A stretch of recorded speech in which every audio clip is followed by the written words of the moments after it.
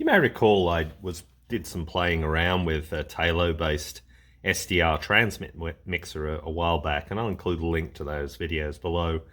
I never took that, however, to a conclusion, getting it into a transmitter, so I thought I'd pick up where I left off and get a transmitter on the air. I had a few of these transmit mixer boards that you can see right here made, and that's going to be my starting point. Earlier I was using the ESP IDF for that, the Espressif toolkit for ESP32s. But for this, I think I'll continue using the Arduino audio tools and the Arduino environment. Now, ultimately, I'd like to get a full receiver transmitter with receive-transmit switching, but I'm a ways from that. What I plan on doing in this video is to hook up this board to an ICOM microphone with a preamp and use that as audio input, confirm I'm getting the I and Q audio signals out of this, and then that'll be the basis for the transmitter. Let's first do a quick refresher on not only the schematic for this board, but to at a high level how a IQ-based transmitter works. Okay, so here's the block diagram for an SDR transmitter. So note this is the transmitter only. So basically, starting up here, we have the audio in, whether that's from your microphone or whatever. Typically, you would go through some kind of preamp if it's a microphone, and then off to the analog to digital converter for transmission into the signal processor, which in my case will be the ESP32. In the signal processor, the audio signal is split into two components. The first with a 0-degree phase shift and the second with a 90-degree phase shift. After transmission through a pair of digital to analog converters, we get the I and the Q audio signals, which are then sent to the quadrature sampling encoder. In the quadrature sampling encoder, those I and Q audio signals are mixed with a local oscillator running at 0 and 90-degree phase shift at the transmission frequency. And then those two signals are combined with an RF combiner, and then are subsequently sent to a band pass filter, configured again at the band of transmission. Then the signal is passed through a PA for amplification, and then finally through a low pass filter to remove the unwanted harmonics and out through the antenna. Okay, so let's quickly walk through the schematic for that board I showed earlier. So let's start with the incoming audio. So the incoming audio comes through this audio jack here, and it goes into the audio codec, which in this case is an ES8388. Once it's in that audio codec, that gets transformed to the I2S sound protocol and is sent to the ESP32 for audio processing. And this is where the 0 and 90-degree phase shift of the audio happens. So once that's done, using DSP processing techniques, it moves back to the ES8388, and then finally out this pair of connections here, L out to and R out to, through a very simple low pass filter to the I out and Q out audio signals. So once that's done, basically we move down to this op-amp network here, and the purpose of this op-amp network is what you get out of the ES8388 is the 0 and 90-degree audio signal. What an FST3253 based quadrature sampling encoder requires is not only the 0 and 90 degree signals, but also the 270 and 180 degree signals as well. So these are just configured as simple inverting amplifier configurations. So you get the 0, and then the inversion of that is 180, and similarly on the 90, the inversion of that's 270. So that gets ingested into this FST3253 that you've seen used many times before, and it is switched by this local oscillator here, which comes from this SI5351 here. So as you know, seen many times before, I can generate a 0 and 90 degree LO signal from that through software. So quite a convenient little device. That then passes through this transformer T1, which combines the output from pins 7 and 9 together, and then finally through this very simple bandpass filter here, and then finally out of the B and C jack. Just one other thing to note, the transformer's center tap is configured at a mid-rail bias of 2.5 volts. So that's basically the circuit in a nutshell. So what we should see out here is a single sideband signal, either upper or lower sideband, depending on lots of configurations within here. We should be able to switch between upper and lower sideband signals. And this will be a good starting point for the transmitter. Now note, this isn't a transmitter in itself. There's no low-pass filter, there's no PA and so forth, but we'll be able to see these signals on the oscilloscope and on the spectrum analyzer, and that'll be a good starting point for the transmitter itself. So anyway, let me get those components onto the board. The first thing that we're going to test is we'll get these two components installed and the power supply, and then we'll confirm injecting an audio signal here produces the a pair of audio signals, one at 0 degrees phase shift and the other at 90 degrees phase shift. So let's get the board together and come back and we'll check that out. Okay, so I've got some of the board populated here. Here's the 5 volt regulator section up here. Here's the 3.3 volt regulator here. And then on the other side of the board you can see here's the ESP32 and the ES8388 codec. So what we'll be doing next is basically I'll be injecting a mono signal right here. It'll be ingested into the ES8388, sent over via I2S to the ESP32, and on that we'll split that audio signal. One side will be shifted by 0 degrees, so no change there.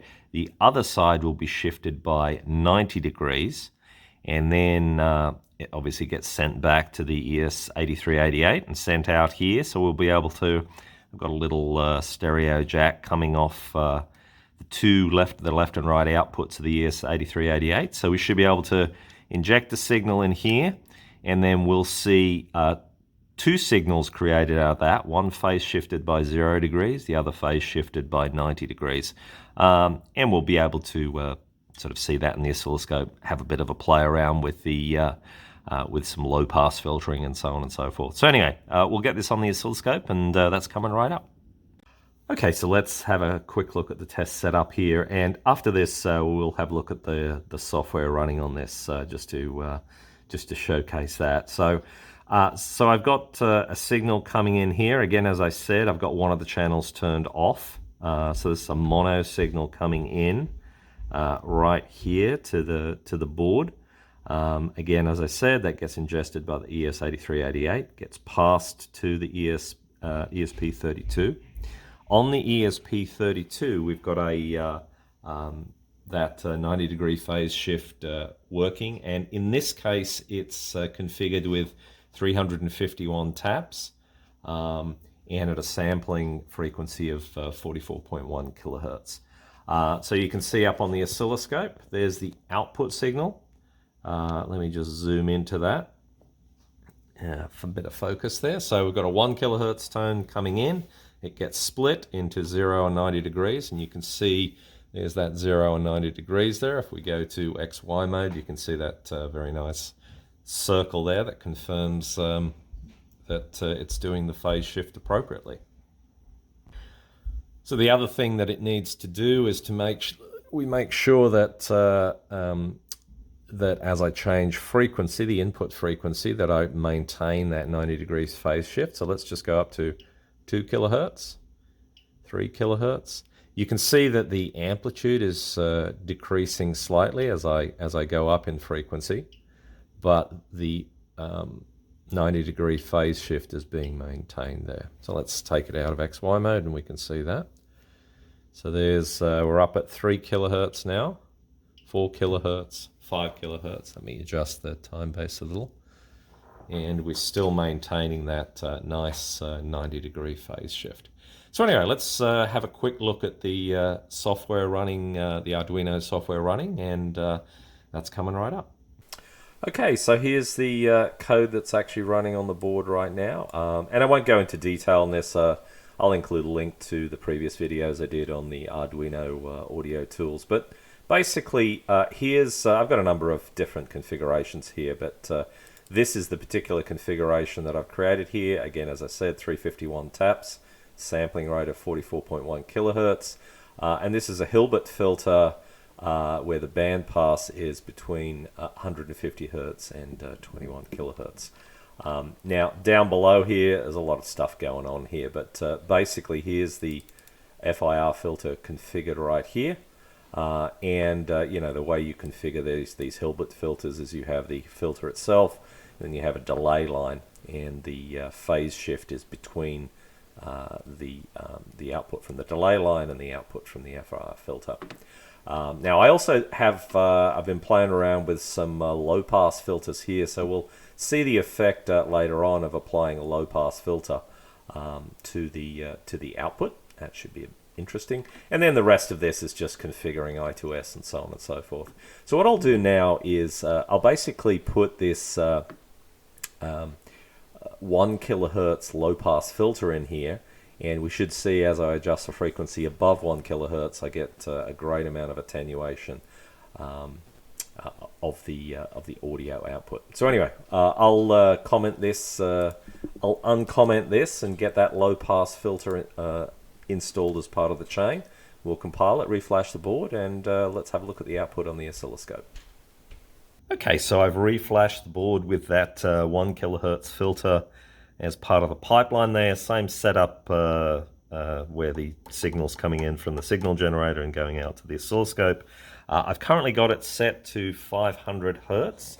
So let's zoom into the oscilloscope and see the effect of increasing the frequency. So like I said, I'm on 500 hertz. Let's go up. Now I'm on 800 hertz, and already you can see that the signal is starting to attenuate. 900 hertz, so there's 1 kilohertz. Now let's see if I go up to 2 kilohertz. You can see that signal's greatly attenuated at 2 kilohertz. 3 kilohertz, there's no signal left at all. So anyway, that's the effect of adding that low pass filter. Let's just confirm, having a look at the circle, that the actual phase offset isn't being affected here, and you can see I'm now down at 800 hertz, and I'm still getting that circle output. So that confirms that I've got the phase shift filter in there doing its job. I've got a low pass filter at 1 kilohertz. Now, obviously, I'm not going to have a low pass filter at 1 kilohertz in the actual audio. I'd have probably more like perhaps a 3 or 4 kilohertz low pass filter in there. So anyway, what we're going to move on to next is I'm going to replace that audio input from the signal generator with audio input from a microphone, because obviously that's what we want to get to with a transmitter, is the ability to talk into it and have that transmitted. So let's move right on to that. There's some fairly simple setup with that, and that's coming right up. This is the microphone I'll be using. I got this off one of my ICOM radios. It has this 8-pin plug right here.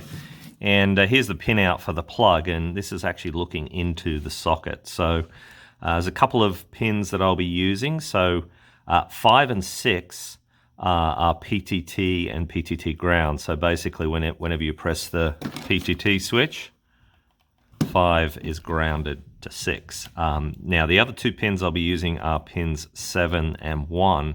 And that's the microphone, the inbuilt electret microphone pins. So what I'll need to build up is to have a little preamp circuit that amplifies the signal from the microphone in order to be able to use it in the audio codec. So some of the other pins here, this pin here provides, at least from enabled radios, plus 8 volts DC. And you can only draw a maximum of, I believe, 10 milliamps, yeah, right there, maximum of 10 milliamps there.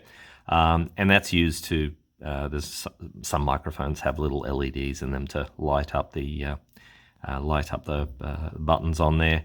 And then we have these two buttons at the top, frequency up and frequency down.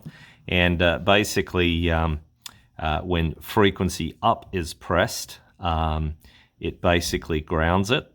And when frequency down is pressed, it grounds through a 470 ohm resistor. So you can tell the difference between those two by providing your own bias voltage. But anyway, so that's the microphone that I'll be using. We'll move over now to the little preamp circuit that I've got for this microphone, and that's coming right up.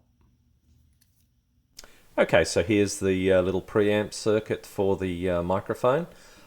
Starting from the left-hand side, you have to provide a voltage to electret microphones. There is a formula which I'll include a link to that allows you to calculate the value of this resistance here based on the supply voltage.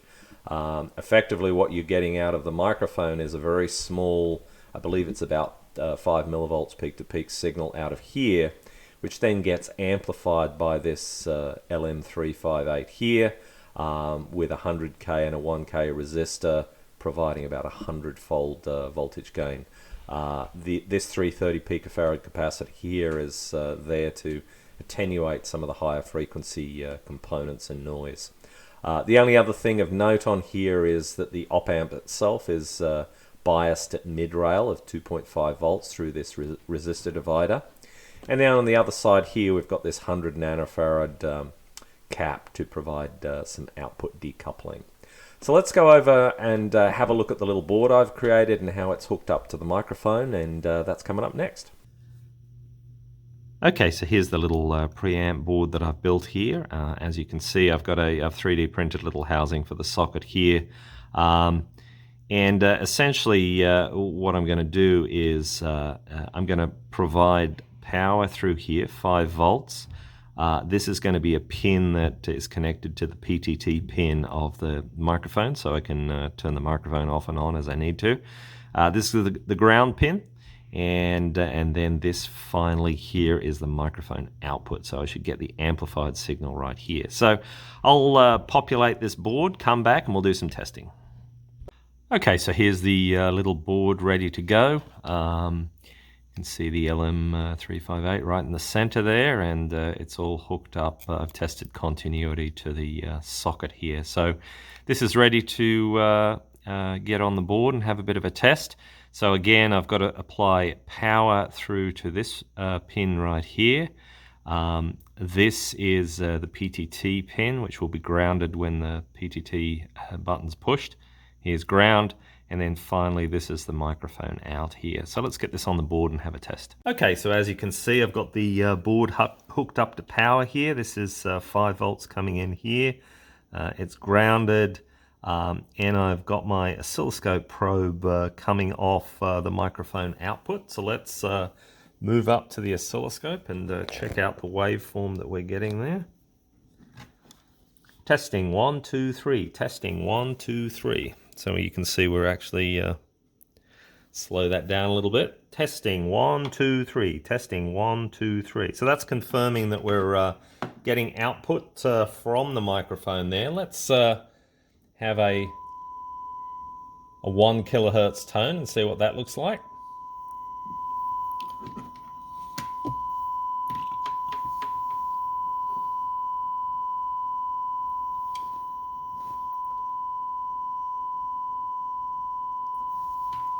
Let me just turn that down so we can hear it. So there's, I just have my speakers hooked up to my signal generator, generating that 1 kilohertz tone. You can see that it is indeed faithfully transmitting that 1 kilohertz tone through the microphone and through the amplification circuit. And it's around about peak to peak of around about 1.8 volts, 1.18 volt, which is more than enough to drive the audio codec. So that's what we'll do next is let's hook this up to the audio codec, and we'll confirm that the audio codec's receiving it, processing it, and we should get the 0 degree and 90 degree output. So that's coming right up. Okay, so this is a bit of a Frankenstein monster, so let me try and explain it. So here's the preamp board here, and I've got the microphone connected to it off there.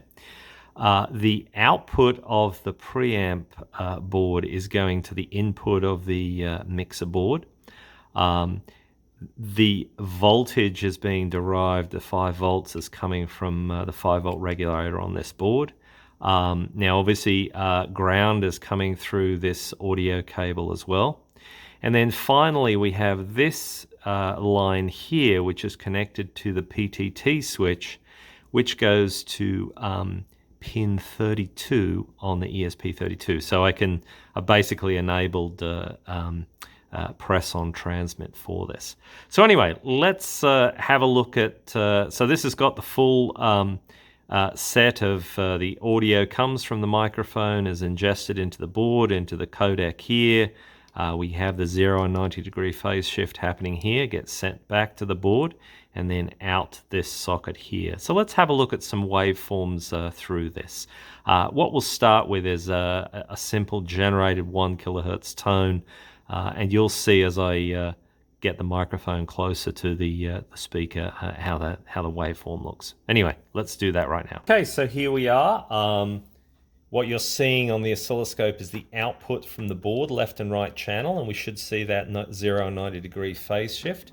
And I've got the speaker here emitting a 1 kilohertz tone. So here's the, let me just turn that down a little bit.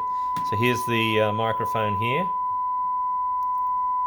And you can see there, it's a little bit distorted actually, but as I depress the PTT switch, you can see there's that nice 90 degree phase shift, and we can have a look at that in XY mode as well. And you can see it's a circle there. So let's turn the frequency up, bear with me.